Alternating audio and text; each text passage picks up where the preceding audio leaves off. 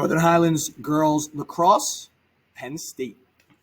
So in the Penn State setup, we take and position two righties offset to one side of the cage. Now, when we are operating on this half of the field, we'll be using two righties. And notice the stacks of the other attacking players on the opposite half of the 8 meter. The play initiates when the girl behind the cage with the ball drives straight up at this top side defender. So she has her girl on her, right? And that girl's primary responsibility is to drive her up the 8 meter anyway.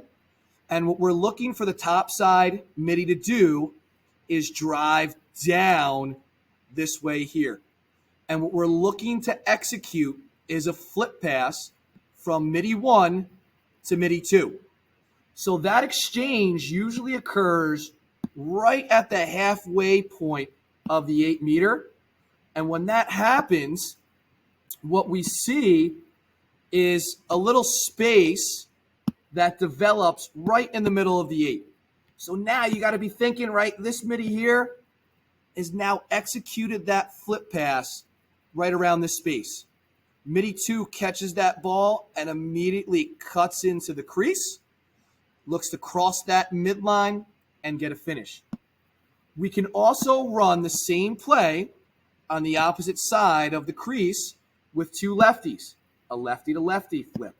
So now, if we had, let's say, two lefties, and this year our personnel, we have two lefties that can set up on the opposite side.